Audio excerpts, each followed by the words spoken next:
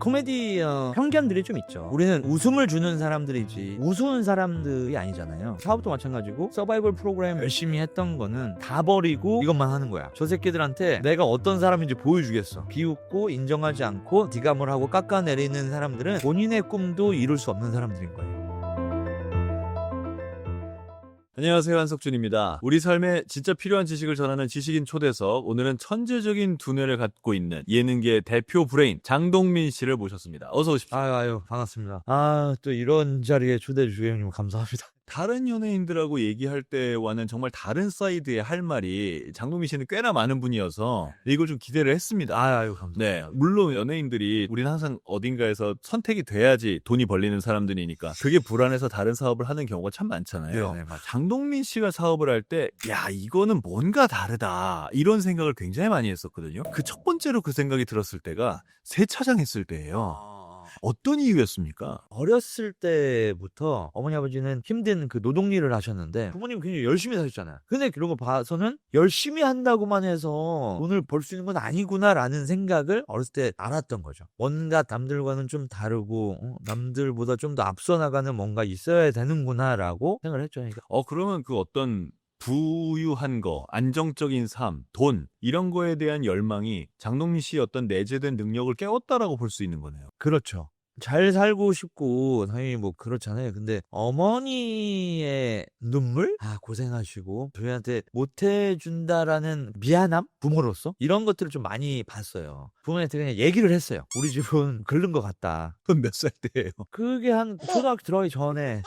내 전학교 들어가기 전에. 저는 또 장손에 뭐 또 그러니까 내가 우리 집을 이렇게 세울게요. 근데 제가 느꼈을 때 약한 사람이 아닌데 내가 그냥 주눅이 들어있다라는 게 느껴져서 그 고민을 엄청 하다가 부모님한테 얘기한 거예요. 나 용돈을 좀 많이 줘라. 정말 제가 부모님한테 감사하는 거는 제가 한 얘기를 한 번도 이 새끼 뭔 소리 하는 거야? 이렇게를 안 하셨어요. 그래? 알았어. 제가 초등학교 좀 고학년 되고 이랬을 때부터는 월급 봉투 놓는 장롱의 위치를 알려주셨어요. 제가 대학교 다닐 때까지. 여기서 그냥 다 갖다 써. 라고 하셔가지고 와, 대단하시다 부모님 진짜. 그래서 저는 어렸을 때부터 돈이 많았어요. 심지어 대학교 다닐 때 유상무, 유세윤 그 친구들도 제가 굉장히 부자인 줄 알았대요. 돈을 항상 많이 갖고 다니고 밥 먹을 때도 야야야 내가 이렇게 하니까 사람을 얻어야 된다라고 생각을 해서 돈 많이 쓰고 잘 쓰고 좀 호기가 있고 하면은 많이 주변에 사람이 따르잖아요. 그런 걸 어렸을 때부터 조금 많이 했죠. 그래서 제가 진짜 이런 마인드셋을 갖출 수 있고 한 거는 진짜 부모님의 100%의 공이죠. 참 그런 요구를 하는 아이도 드문 아이고 아이가 그렇게 요구한다고 들어주는 부모님들도 정말 흔하지 않을 텐데. 그래서 시골에서 살다가 서울로 돈 번다고 이제 집안 자체가 다 상경을 했는데 어머니 아버지가 굉장히 부지런하시거든요. 그런데 우리 집은 환자집에 살아. 그거를 보면서 우리 어머니 아버지한테 바랄 수가 없겠구나. 저렇게 열심히 사시는데 더 뭘 어떻게 바래. 그래서 집안이 좀 더 잘 살려면 내가 뭘 하는 수밖에 없겠구나라고 그냥 생각을 해서 사실 제가 사업한 것 중에 이제 첫 번째 사업이 이제 세차장 출장 세차죠.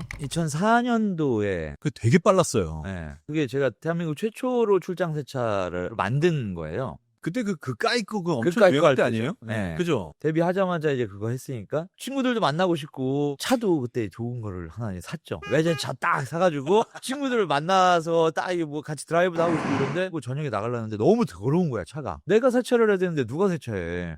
그래서 이거 좀 누가 와서 좀 닦아주면 안 되나? 라고 생각을 했는데 저녁에 들어가는데 나 같은 사람이 많지 않을까? 찾아가서 세차를 해준 서비스를 해보자 라고 생각을 해서 제가 그까이 거라는 타이틀이 있었으니까 그까이 카라고 해서 그 사업 이름이 그까이 카. 낮에는 거기 이제 오피스들이 많으니까 그 건물에 찾아가서 영업을 다 직접 했어요. 직접? 저녁에는 주차장에 그냥 있으면서 동네 아파트가 많으니까 낮에 사무실에서 할 거면 제가 사무실 와서 해드리고 집에 가면은 집에 주차장에 세워놓으면 해드리는데 근데 출장 세차라는 게 아예 모르는 때니까 설명을 해도 잘 못 알아듣죠. 그러면 오시면은 제가 키 갖고 내려가야 돼요? 뭐 이런 거예요. 키 필요 없습니다 라고 해도 영업이 힘들었죠. 근데 해보니까 편하잖아요. 해가지고 한 3개월 만에 회원수가 3,000명 정도 됐어요. 우와, 엄청 많았네. 네, 순이익이 몇 천만 원 이상씩은. 매달에. 네. 그러니까 한번 받은 사람은 또 연예인이 직접 영업을 하니까 저 지인도 할게요.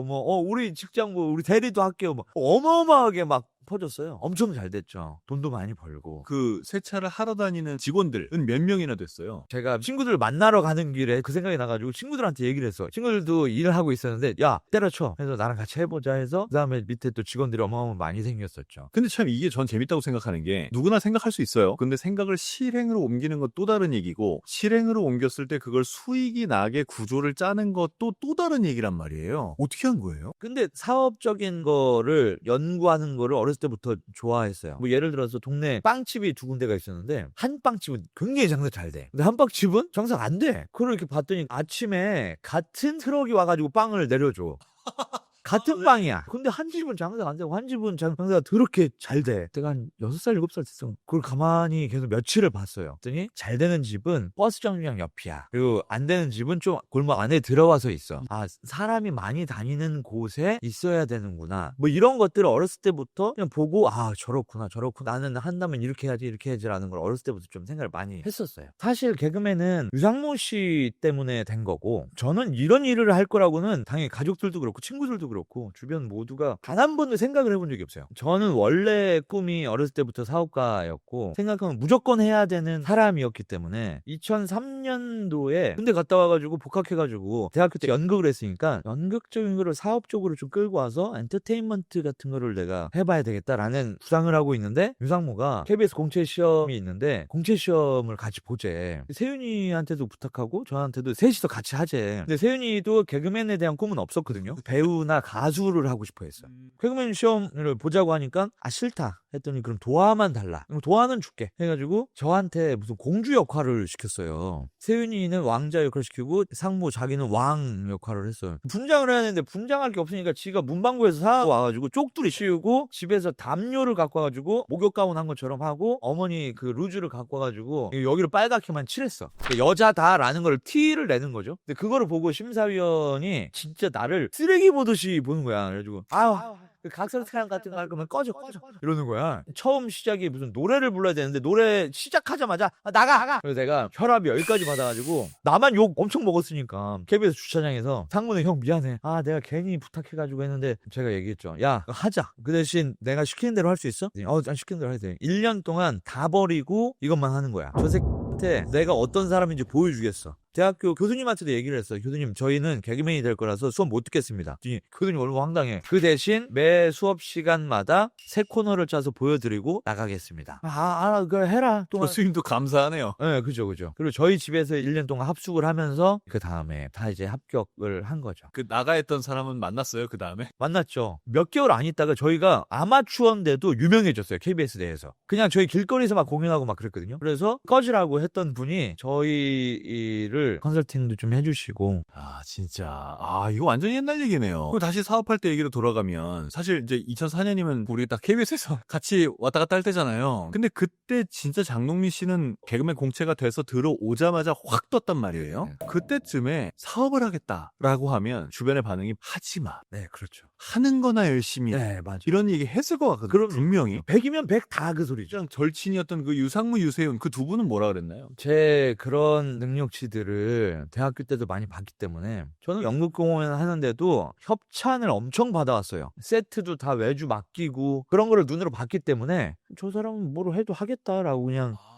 그런 다른 동기나 선후배나 뭐 이런 사람들. 그냥 연예인은 하는 것만 해도 돈 많이 버니까 그냥 이것만 해 라고 했거든요. 당연히 데뷔하자마자 와 지금 생각해도 어떻게 운이 좋아서 그랬나 생각할 정도로 바로 스타하던 바로 그랬지, 바로. 당연히 많이 벌었는데 뭐 집안 사정이나 이런 것들이 제가 개그맨 돼서 연예계 활동하는 걸로 충당이 안 됐어. 이 생활로 부자가 되고 뭐하고 뭐 하는 거는 이거 힘들겠는데? 다른 것도 해야지. 근데 굉장히 힘들죠. 공존하기가 되게 힘든 거죠. 영업하려고 어느 회사에 가서 그럼 사인해주세요. 여기 왜 어쩐 일이세요? 하고 뭐 이런 건데 그거를 내려놓고 자 이게 제가요 그까이 가 출장 세차인데요. 이거 하는 게 사실 코미디언에 대한 편견들이 좀 있죠. 우리는 웃음을 주는 사람들이지 우스운 사람들이 아니잖아요. 근데 많은 사람들이 선을 잘 모르시는 분들이 굉장히 많이 계시죠. 많은 코미디언들이 느끼는 게 사회적 위치가 굉장히 낮게 느껴지거든요. 웃음이라는 거는 남들보다 모자라야지 내가 마음의 문을 열고 웃을 수 있거든요. 예를 들어서 형님이 이런 비주얼 아니었잖아요? 네. 형이 진짜 웃겨.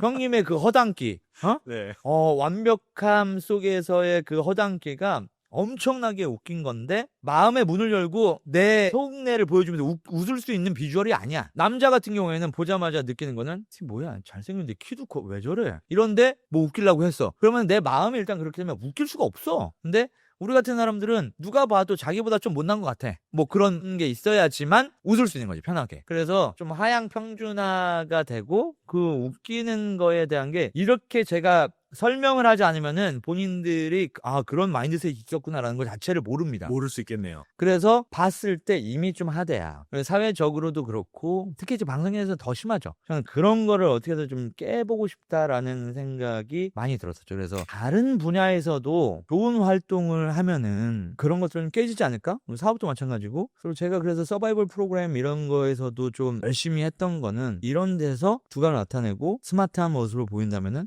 코미디언들에 대한 우상이 높아지지 않을까? 우승해서 우승 소감으로 코미디언에 대한 위대함을 이야기할 거야 라고 생각하고 또 운이 좋게 우승을 하게 됐고, 첫 번째 나갔을 때 소감으로 나 아닌 코미디를 하는 그 어떤 누구가 나왔어도 지금처럼 우승을 했을 거다라고 우승 소감을 얘기했었죠. 개그맨 선후배들은 엄청 좋아했겠네요. 그때 개그맨 선후배분들이 엄청 연락이 많이 왔었어요. 고맙다고. 그러니까 제가 생각한 것들을 이제 실천해 나가는 거는 내가 살아있음을 좀 증명하는, 우리 같은 삶을 사는 사람들은 새로운 방송에 안 나오면 요즘에 왜 안 보여? 왜 안 보여? 눈초리들도 많고 사업도 마찬가지잖아요. 잘 되고 있고 내 가맹점들이나 아니면 내 사업체들이 뭐 막 이렇게 하면은 어이구 이러는데 잘 안 보이고 모르고 그러면은 에이구. 그리고 나는 항상 죽을 때까지 도전할 거야. 이거가 요만큼 됐으니까 난 이걸로 그냥 이렇게 살면 돼. 그런 삶을 살고 싶지 않아. 그리고 이제 결혼하고 아이들도 있으니까 나는 안주하지 않을 거야. 아이들한테 더 그런 모습 보이고 싶은 건 거죠. 그런 마인드로 계속해서 생각한 거를 도전하는 거지. 지금도 얼핏 얘기 들었지만 프랜차이즈 가맹점이 150개 되는 게 있고 40몇 개 되는 게 있으면 그것만으로도 사실 상당히 잘 되는 거거든요. 그렇죠. 그런데 장동민 씨에게 정말 사업이 잘 맞는다, 이 사업은 잘 된다라고 최근에 알려진 건 그 친환경 사업이에요. 그거는 상도 받았지 않습니까? 환경부가 주관하는 우수상 받고. 정말 개그맨이 환경부 상 받은 거 처음 봤어요. 그렇죠, 그렇죠. 네. 사람들이 처음에는 굉장히 의아해했죠. 완벽하게 제가 살아온 인생하고 다른 분야잖아요. 뭐 소위 얘기하는 저 바지야. 제가 실제로 다 경연에 나가고 이제는 장동민 친환경 사업 하잖아 라는 걸 이제 다들 인지하시고 인정해 주시는데, 코로나 시작하고 얼마 안 있다가 교통사고 한번 크게 났어요. 그 얘기 기억나요. 그래서 와 이거 안 되겠다 해가지고 스케줄이 아침 일찍 있는 날에는 좀 서울에서 왔다 갔다 해야 되겠다 해가지고 서울에 거처를 좀 마련을 했죠. 평생을 어머니랑 같이 살았거든요. 근데 처음으로 제가 혼자 살다 보니까 쓰레기를 제 스스로 버려본 적이 단 한 번도 없었던 거예요. 버리러 갔는데 경비 아저씨한테 혼났어. 라벨지 다 띄어서 버리시라고 해가지고 가져갔던 거를 다 그대로 갖고 올라와가지고 뛰기 시작했어요. 사실 라벨지 잘 안 떨어지잖아요. 안 떨어질 때 있어요. 그래서 이제 칼로 제가 그거를 하다가 손을 비었어. 내가 거기서 이게 나갔지. 이씨. 그러면서 이제 그때 이제 생각을 한 거예요. 그러면 없으면 되잖아. 해서 무라벨이라는 상품이 나왔죠. 근데 무라벨 상품에 한계점들이 있어요. 업계 측에서는 당연히 이제 이 제품을 홍보할 수 있는 수단이 없는 거죠. 그리고 소비자들도 마찬가지예요. 상품의 재원도 알아야 되고 뭐 원산지도 알아야 되고 하는데 그런 걸 알 수 있는 길이 없어. 근데 뭐 요즘 뭐 바코드로 한다 뭐 이렇게 하는데 바코드라는 게 굉장히 힘든 게 이게 물기가 있잖아요. 그럼 바코드가 안 찍힙니다. 그렇다면서요. 이 에러사항들이 엄청 많아. 근데 실제로 제가 그거를 사업화 하려고 한 게 아니고 그냥 혼자 있으면서 생각을 한 거야. 그러면 라벨을 달아놓고 나중에 이거를 라벨지 제거하는 것 자체가 다 소비자들의 책임으로 다 전개가 되어 있는데 사서 처음 먹을 때 떨어지면은 나중에 굳이 2차적으로 또 띄고 이러지 않아도 되지 않을까? 라고 생각을 한 거예요. 전 세계적으로 전부 다 이 가로형이거든요. 제가 세로형 라벨지 전 세계 최초로 개발을 한 거예요. 세로형이어서 딸 때 이게 같이 떨어지면은 3마리 토끼를 잡는 거 아닌가? 환경도 생각하고 기업도 생각하고 소비자도 생각하고 검색을 해봤더니 그런 특허가 전 세계에 하나도 없더라고요. 그래서 특허를 내고 특허 출원하고 등록이 되고 그때 그렇게만 해놓고 사업화를 안 하고 있었는데 어떤 회사 그런 업료업계 회사 사람들하고 식사 자리가 있었는데 뭐 이렇게 하다가 얘기하더라고요. 요즘에 이런 거 다 띄워서 버려야 되는데 이게 잘 안 떨어져. 뭐 얘기가 나와서 제가 사실은 이런 거 손쉽게 할 수 있는 특허를 가지고 있는데요. 했더니 와 이거는 사업화를 왜 안 하시고 있냐? 우리 회사도 너무 필요한 거다. 얘기를 들어서 그러면은 제가 준비를 해서 한번 해보겠습니다라고 해서 법인을 내고 그걸로부터 이제 23년도 1월에 회사를 만들고 그 해 상도 받고 올해는 큰 회사들하고 MOU 체결도 제가 다 했고 광동제약, 함양패키징 이런 회사들하고 같이 이제 MOU 체결해서 빠르면은 올 연말 늦어도 내년 초 정도에는 소비자분들이 좀 만나볼 수 있지 않을까 생각합니다. 사실 사업화를 바로 하지 않았던 이유는 그 당시에 워낙 무라벨 제품들이 엄청 성행을 하고 있었어요. 시장 조사를 좀 해야 되겠다. 이것도 역시 마찬가지로 출장세자처럼 처음인 거잖아요. 요번에도 역시 이거는 또 국내뿐만 아니라 세계 최초잖아. 세로로 안 하는 이유가 있겠지? 좀 시장 조사를 많이 해봐야 되겠다. 만나는 사람들마다 물어봤거든요. 내가 이런 특허를 냈는데 어때? 하면은 전부 다 100이면 100. 그게 되겠어? 사실 이런 사업 아이템 있어? 라고 물어볼 때 잘 모르는 사람들한테 누가 이런 거 있대, 내 거가 아니라 누가 이런 거 있대라고 하면 좀 반응 달라요. 내가 아는 사람이 이런 거 했더니 진짜? 그거 되게 좋겠는데? 이렇게 좀 반응들이 오는 거죠. 그래서 설문조사도 많이 하고 또 기업들한테도 많이 물어보고 한 다음에 이건 가능성이 있겠다라고 생각이 들어서 사실 우리나라가 이 플라스틱에 관한 규제가 다른 나라랑 비교를 했을 때 센 편이라 이 나라들도 언젠간 올라올 거든. 그러면 당연히 이 기술이 필요하겠죠. 너무 감사하게도 진짜 글로벌 회사들한테도 연락이 많이 오고 있어요. 근데 한국에서 먼저 출발을 하고 싶었어요. 전 세계 K-팝, K-컬처에 대한 것들이 관심이 많은데 한국의 친환경 문제를 어떻게 바라보고 있고 이걸 어떻게 개선해 나가는지에 대한 것도 많이 알리고 싶은 건 거죠. 그래도 회사 직원들하고 트러블이 많았어요. 미국이 엄청 큰 회사에서 하자고 하는데 제가 기다리세요. 한국에 대한 위상을 좀 더 높이고 싶은 마음에 고집일 수도 있지만 저는 그 판단이 나쁘지 않다고 생각합니다. 2022년도에 제가 특허만 갖고 있을 텐데 해양환경부에서 연락이 온 거예요. 거기서 같이 환경운동을 하나 해줬으면 좋겠다. 그래가지고 제가 이런 거 있는지 모르고 어떤 거를 하면 되는데요? 그랬더니 떼서 버립시다라는 슬로건으로 페트병 라벨지에 대한 그 환경운동을 하고 있대. 네네. 혹시 저 뭐 하는지 아세요? 그랬더니 이 방송하시잖아요. 이 사람들 모르고 있는 거야. 뭔가 뭐 하늘에 계신가? 아예 뭐 연고도 없는 곳에서 연락 와서 나한테 그래서 제가 무슨 그런 바른 이미지는 아니잖아요. 예? 이게 뭔가 좀 시대의 흐름하고 좀 잘 맞아떨어지는 발상이었다. 이거 역시 마찬가지로 코미디를 했던 게 도움이 굉장히 많이 그래요. 된 거예요. 코미디라는 건 사실 그거잖아요. 일상의 공감을 찾아야 되고 남들이 생각하지 못한 거를 아이디어화 시켜야 되는 거잖아요. 반사신경적으로 좀 나오는 거죠. 프로난을 제가 사업하는 거에도 또 2차, 3차 아이템들이 또 준비가 되어 있거든요. 그 기업의 이름이 푸른 하늘입니까? 네네네.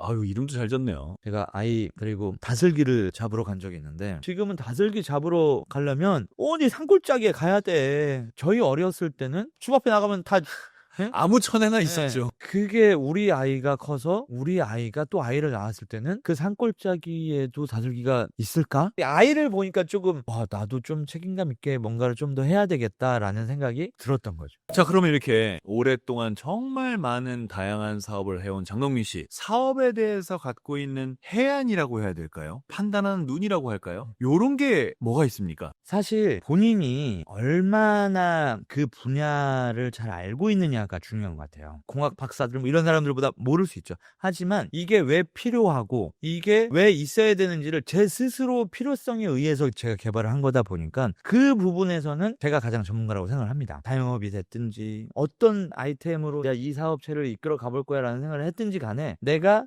이거를 얼마만큼 알고 있느냐가 가장 중요하고 그 부분을 얼마만큼 많은 사람들이 원하느냐라는 시장 조사가 제일 중요한 거죠. 제가 PC방을 할 때도 처음 하는 거를 도입을 했어요. 한 50평 정도를 제가 할애를 해가지고 대회장을 만들었어. 전국 최초로. 대회장 있고 중계석도 있고 중계 화면도 있고 객석도 있고 와서 이거 하는 친구들이 대회장에 앉아가지고 딱 하면은 자기가 하는 플레이가 막 중계되고 그러면은 그런 보는 재미도 있고 그래서 구경하는 친구들이 뭐 먹거리도 사 먹을 테고 막 이런 생각을 한 거죠. 근데 거기에서 안 해. 애들이 니들 왜 저기서 안 하냐? 저기서 하면 얼마나 좋아. 네가 하는 거 저기 다 나오고 재생으로 해가지고 내가 여기에 사람 없을 때도 틀어주고 막 이렇게 할게. 싫은데요? 이런. 왜 안 해? 저희는 그냥 친구들끼리 조용히 우리끼리 하고 싶은데요. 제가 그 마인드를 잃지 못했던 거예요. 그리고 사람들이 안 하는 거는 다 이유가 있다라는 거를 여러 차례 시도를 하면서 많은 것들을 좀 깨달았거든요. 그럼 지금 이제 장동민 씨 얘기를 살짝만 정리를 좀 해보면 사업을 하는 아이템을 정할 때는 내가 이 아이템이 반드시 필요로 한 거다. 왜 이게 필요로 한지를 알겠다라는 게 분명히 있어야 되고 또 하나는 그 필요가 일반 대중들에게도 필요한 거냐 아니냐를 알아야 된다는 거네요. 많은 대중들한테 많은 사랑을 받으면 좋긴 하겠지만 그런 아이템을 찾기는 되게 힘들어요. 그래서 정확한 타겟팅 군이 있어야 돼. 아주 좁은 사람이라도 네. 네. 그럴 수 있지 않을까? 뜬구름 잡는 생각으로는 절대 뭔가의 시작을 하는 것 자체가 무리수가 있다라는 거죠.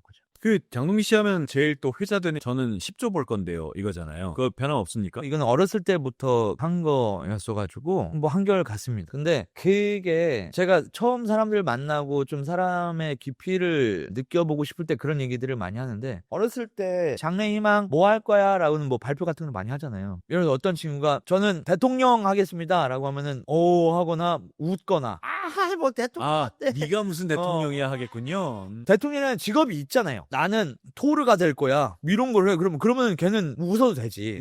근데 다른 친구가 와서 맞아. 혁준아 너는 대통령 할 것 같아. 너가 출마하면 내가 한 표 하겠다. 라는 친구가 있잖아. 그러면은 있는 거를 이야기하는데 비웃고 인정하지 않고 네가 뭘 하고 깎아내리는 사람들은 절대 본인의 꿈도 이룰 수 없는 사람들인 거예요. 너무 아픈 말이다. 그래서 남의 꿈을 인정하고 그럴 수 있을 것 같은데 야, 너 그러려면은 어떻게 할 거야? 라는 거를 물어봐야지. 어떻게가 중요하죠. 네, 다음 학기에 반장선거 나갈 거야. 그래서 난 공약을 이런 걸 낼 거고 그걸 꼭 이룩할 거야. 그런 친구들은 반에서 반장이 다 공약한 거가 잘 되고 반이 잘 이끌어진다면 뭐 다 이렇게 코스가 있지 않겠어요? 그 길로 가겠죠. 그런 것처럼 옆에서 누군가가 인정해 주느냐 안 되느냐. 그러니까 제가 20조를 벌 거예요 라고 한 거는 그 사람의 그릇을 체크하는 거였죠. 그리고 제가 어렸을 때부터 항상 이렇게 모든 이 기준을 좀 높게 잡는 게 내가 20조 벌다라고 했으면은 최소한 못해도 쪽팔려서라도 한 200억은 벌지 않겠어요? 아직 전 안 죽었습니다. 20조 벌 겁니다. 앞으로 더 열심히 해서. 그러지 않겠어요? 내가 100m를 9초에 뛸 거야 라고 해놔야지 진짜 죽기 살기로 뛰어서 뭐 10초, 11초 이렇게 뛰는 거지. 원래 11초 뛰는데 난 11초만 뛰어도 돼 라고 한다면 맨날 그 자리에 있지 않을까요? 그래서 항상 뭔가를 기준점을 좀 높게 잡고 그래야지 제가 달릴 수 있는 원동력이 되고 채찍이 스스로가 되니까 항상 좀 이렇게 하는 거죠. 저도 사실 얼마 전부터는 저의 향후 10년에 새로운 목표를 좀 세팅하기 시작했어요. 장동민 씨처럼 저도 뭐 하나 좀 해보려고. 저도 뭐 필요한 게 있으면 언제든지 말씀하십시오. 알겠습니다. 자, 여러분 이 대화 어떻게 보셨습니까? 여러분에게도 새로운 목표가 생기고 또 그 목표를 향해서 달려가겠다는 그런 열정이 불타올랐다면 오늘 장동민 씨와의 대화는 매우 성공적일 거라고 생각합니다. 장동민 씨와의 즐거운 대화 계속해서 이어집니다. 오늘도 봐주셔서 고맙습니다.